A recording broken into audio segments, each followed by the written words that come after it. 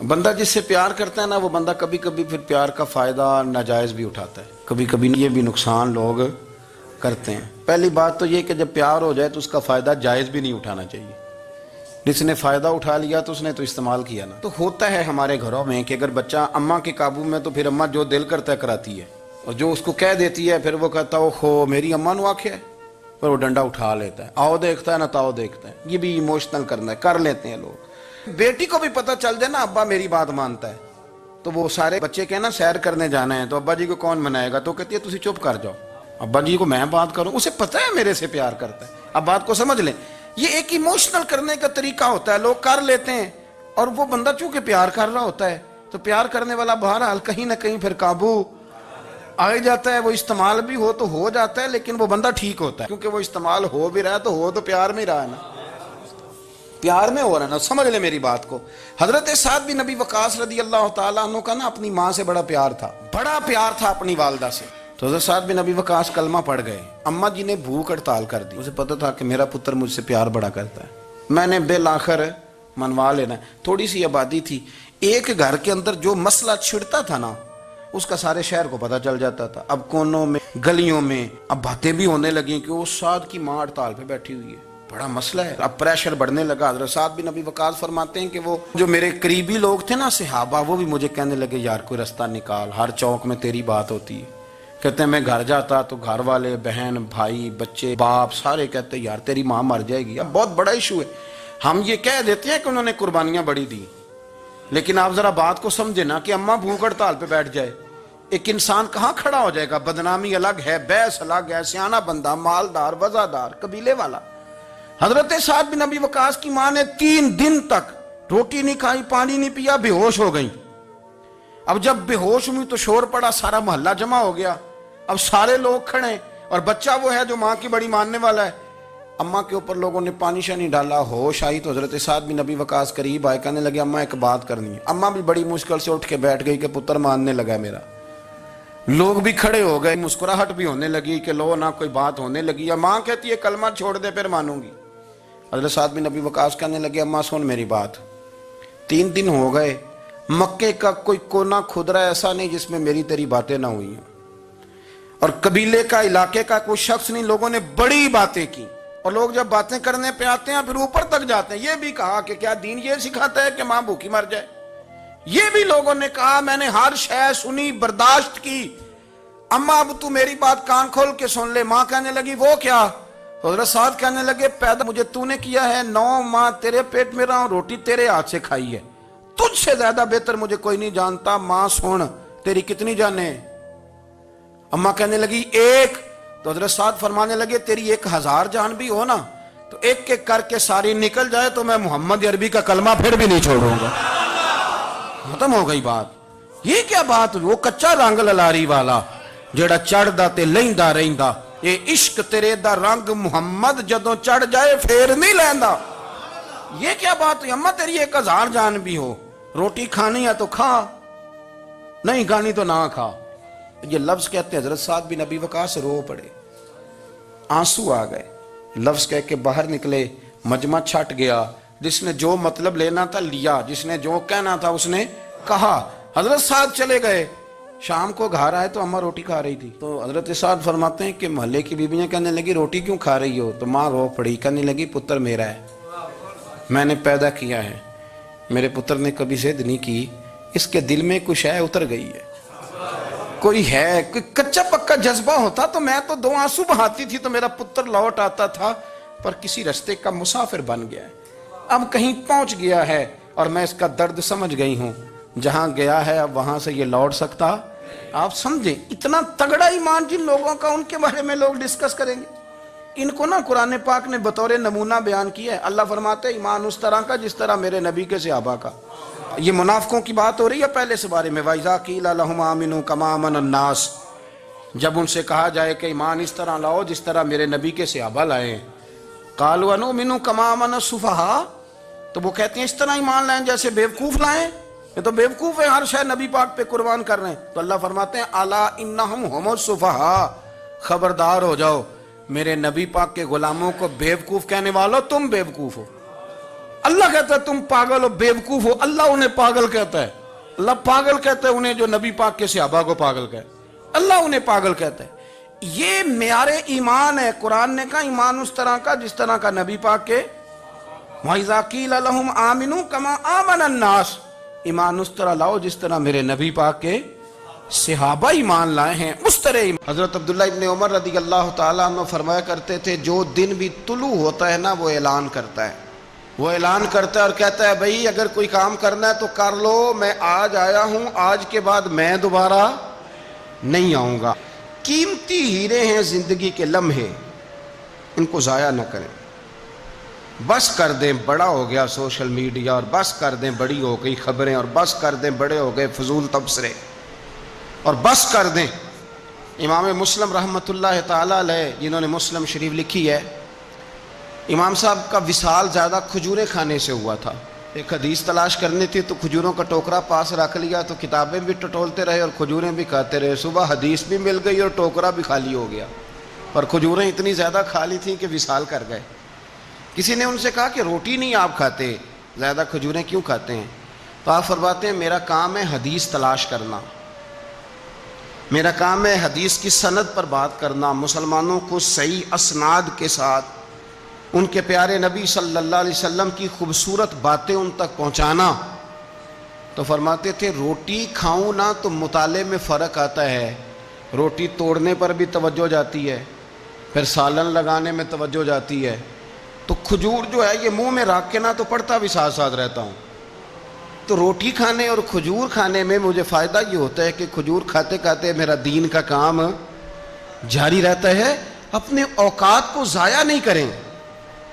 آپ وہ کتابیں جو ہمارے بزرگ لکھ گئے وہ ہم سے ساری پڑھی نہیں جا سکتی، ان کے وقت میں برکت تھی، ہم نے بڑا ٹائم ضائع کر لیا ہے، اس کو ضائع نہ کرو. ایک تو کوئی چیز فضول نہیں، اپنے اوقات کو بچائیں. جو ٹائم بچ جائے وہ ذکر الہی میں لگا دیں، تلاوت قرآن میں لگا دیں، اللہ کی عبادت میں لگائیں. پڑھنے اور لکھنے میں وقت کو آپ یقین کریں بہت سارے لوگ ہیں فارغ ہیں، کبھی کبھی بڑا اہم اور ضروری کام کرنا ہوتا ہے تو بعض دوست ملنے کے لیے آ جاتے ہیں. اب ایک ریسرچ جاری ہے، میں ایک تفسیر کو دیکھ رہا ہوں، مجھے ایک بڑا اہم کام کرنا ہے. ایک دوست ملنے کے لیے آیا ہے اور اس سے پوچھا صاحب آپ کیسے ہیں؟ تو کہنے لگا میں فارغ تھا تو میں نے کہا چلو پیر صاحب کے پاس چلتا ہوں. تو میں اس سے یہ کہہ رہا ہوں کہ میاں جب میں فارغ ہوں گا تو تب آپ کو آنا چاہیے تھا نا، آپ اس کو وقت گزارنے کا ذریعہ تو نہ سمجھیں. اور پھر اگر آپ آئے ہیں تو آپ کو علمی بات کریں، آپ کو دین کی بات پوچھیں، میں آپ کے ساتھ ڈسکس کروں. آپ اگر آ کے اپنے محلے کے کونسلر کی بات چھیڑیں گے تو نہ وہ ہمارے کہنے سے سیدھا ہوا ہے اور نہ اس نے ہونا ہے. تو ہم نے فضولیات میں، ابحاث میں، بحثوں میں الجھ کا ٹائم ضائع کیا. پلٹ کے دیکھو زندگی میں کتنا وقت ضائع ہوا ہے. یہ کبھی دوبارہ ہمارے ہاتھ یہ کبھی ہاتھ نہیں آئے. میرے نبی پاک علیہ السلام نے فرمایا جنتی کبھی افسوس نہیں کریں گے، پر اس بات پر جنتی بھی افسوس کریں گے کہ یار وہ 4 لمحے ضائع کیوں ہو گئے. حضرت عبداللہ ابن عمر گزر رہے تھے تو ایک قبر پر نظر پڑی آپ کی، تو آپ نیچے اتر آئے گھوڑے سے، تو تھوڑا سا سائیڈ پہ مصلی بچھایا اور 2 رکعت نماز ادا کی. پھر سفر شروع ہوا تو آپ کے خادم جو ساتھ تھے وہ عرض کرنے لگے حضور آپ کی اس بات کی سمجھ کوئی نہیں آئی کہ آپ نے گھوڑے سے اترے اور صرف 2 رکعتیں پڑھی اور چل دیے. تو آپ فرمانے لگے کہ میں جب گزر رہا تھا تو میرے دل میں خیال آیا کہ یہ جو قبر میں لیٹا ہوا ہے نا، یہ تو ترس گیا ہوگا کہ مجھے 2 رکعتوں کا وقت ہی مل جائے. حضرت عبداللہ ابن عمر کہتے ہیں میرے ذہن میں خیال آیا کہ قبر میں لیٹ کے ترس رہا ہوگا کہ مجھے 2 رکعتوں کا. لیکن یہاں تو لوگوں نے میرے بھائی 6 گھنٹے گردنیں تھک گئیں موبائل پہ جھکی ہوئی، لیکن محمل اور فضول اور کوئی معنی نہیں اور کوئی مقصود نہیں، اور اس نے یہ کہہ دیا تو اس نے وہ کر دیا، اور اس نے یہ آج کل جو بیماری چلی ہے نا، اس سے سب سے زیادہ نفسیاتی مریض وہ لوگ بن رہے ہیں جن کا تعلق موبائل اور خبروں سے زیادہ ہے. اور اگر میں کہہ دوں کہ 90% لوگوں کا تعلق ہے اس کے ساتھ تو میری بات غلط تو نہیں؟ کیونکہ ہر وقت ہم اسی کو دیکھتے رہتے ہیں، ادھر یہ ہو گیا، ادھر وہ ہو گیا، ادھر ایسے ہو گیا. تو وہ چیزیں ہماری نفسیات کو، گھروں کے اندر بیٹھے بہت سارے لوگ بیمار ہو گئے اور ذہنی مریض بن گئے. کیوں؟ اس لیے کہ انہوں نے اپنا دل نہ قرآن پاک میں لگایا، نہ تلاوت میں لگایا، نہ اذکار میں لگایا، نہ وظائف میں لگایا، نہ ہماری طبیعت ہے یہ کام کرنے کی، تو الٹا سیدھا سوچ ساچ کے تو ہم الجھ جاتے ہیں۔ یہ گھروں میں جھگڑے زیادہ کیوں ہوتے ہیں کہ بہو ذکر نہیں کرتی اللہ کا، ساس کے خلاف ہی سوچتی رہتی ہے، اور ساس ناراض نہ ہو، ساس و سسر جن کی عمر اب اتنی زیادہ ہو گئی ہے کہ اب اگلا سٹیج دنیا سے جانے کا ہی ہے، وہ بھی اتنی توجہ کرتے ہیں کہ یہ میرا بیٹا کیا آج شام کو مٹھائی کا ڈبہ لایا ہے کہ یہاں وہ بالٹے سیب لایا ہے۔ اگر ساری توجہ ادھر دینی تھی تو اس سے زیادہ بہتر نہیں تھا کہ مسئلے کو وقت دیتے؟ اتنی باریکی سے لوگوں کا خیال نہ رکھیں، اپنا خیال رکھیں۔ سارے لوگ ہی حکمت والے تھے، سارے لوگ ہی شانوں والے تھے، حضور کے ہر صحابی کی بڑی عظمت ہے۔ کیا شان ہے جناب صدیق اکبر کی، اور کیا مرتبے ہیں حضرت فاروق اعظم کی، اور کیا کمال ہے حضرت عثمان غنی کا۔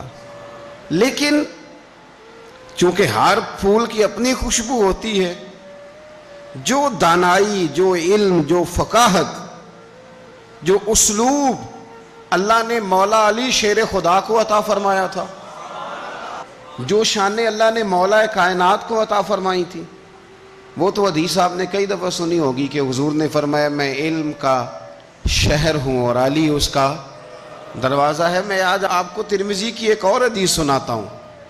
نبی پاک علیہ الصلوۃ والسلام نے فرمایا انا دار الحکمت، انا دار الحکمت، انا دار الحکمت۔ کیا خوبصورتی ہے اور کیا شان ہے میرے نبی پاک کی۔ حضور فرمانے لگے میں حکمت کا گھر ہوں، میں حکمت کا گھر ہوں، انا دار الحکمت وعلی بابھا، میں حکمت کا گھر ہوں اور علی اس کا دروازہ ہے۔ علی اس کا دروازہ ہے، اس گھر کا جو گھر حکمت کا خود رسول پاک کی ذات ہے۔ تو حضرت مولا علی شیر خدا کرم اللہ تعالی وجہ الکریم کو اللہ تبارک و تعالی نے حکمت عطا فرمائی، دانائی عطا فرمائی، اللہ نے شانیں عطا فرمائی، ان کو اللہ تبارک و تعالی نے مرتبوں سے نوازا۔ اچھا ہمارے ہاں یہ بھی ہوتا ہے کہ جو پہلوان آدمی ہوتا ہے نا میدان میں لڑنے والا پہلوان، وہ اکثر سیاںا نہیں ہوتا الا ماشاءاللہ۔ جو کوئی پہلوان جو ہوتا ہے وہ کئی دفعہ عقل مندی والا معاملہ اور فیصلہ نہیں کرتا، لیکن حضرت علی کا کمال یہ ہے کہ ان سے بڑا دلیر بھی کوئی نہیں اور ان سے زیادہ سیاںا بھی کوئی نہیں۔ حضرت علی شیر خدا اتنی شانوں اور مرتبوں والے آدمی تھے کہ دلیری بھی سب سے زیادہ اور عقل بھی۔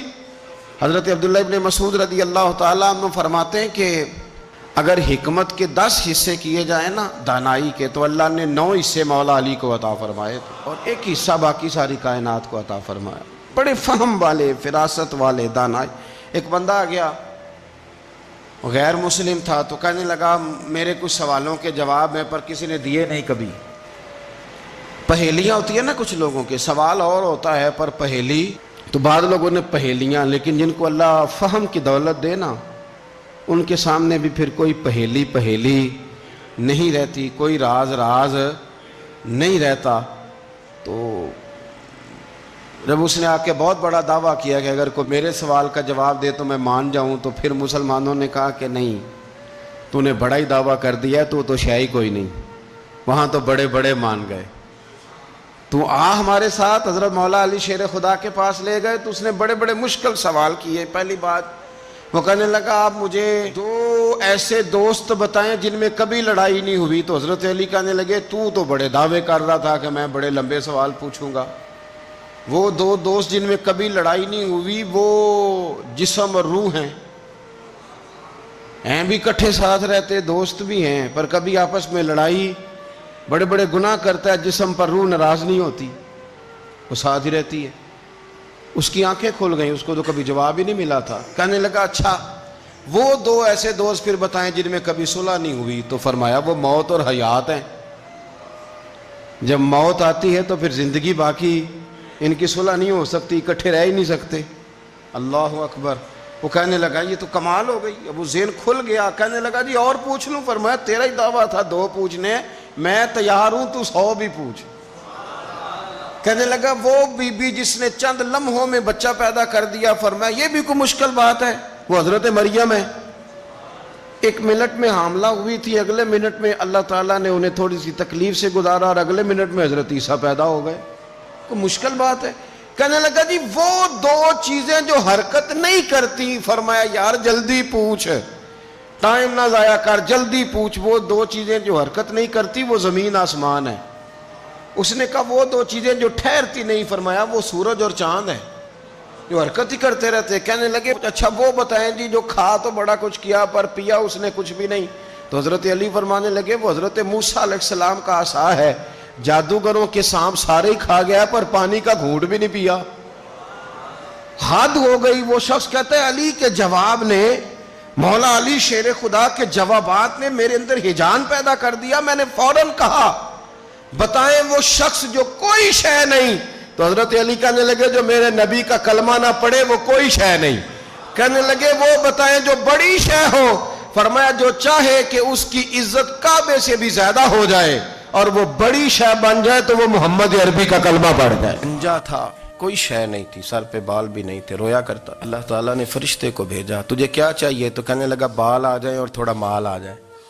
فرشتے نے ہاتھ پھیرا تو بال بھی آ گئے تو بکریاں بھی آ گئیں، لائنیں لگ گئیں، مال ہی مال ہو گئی. دوسرے کے پاس گیا، وہ کوڑا تھا، اس کو جا کے کہا کیا چاہیے؟ کہنے لگا شفا ہو جائے اور کچھ اللہ تعالیٰ آسانی کر دے. شفا بھی ہو گئی، گائیں بھی دے دی، بھینسیں بھی دے دی، مال ہی مال ہو گئی. پھر ایک کے پاس گیا، وہ اندھا تھا، تجھے کیا چاہیے؟ اس نے کہا آنکھیں ملنے اور کچھ ساتھ اللہ مال دے دے. اونٹ ہی اونٹ ہو گئے. جب بڑا نواز دیا تو پھر مالک نے امتحان لینے کا ارادہ کیا. یاری تیری سونا ہے پر آزمائشاں بھی تیریاں اگ، آزمائشاں تیریاں، صحیح کہہ رہا ہوں، آزمائشاں تیریاں، یاری تیری سونا ہے پر آزمائشاں تیریاں.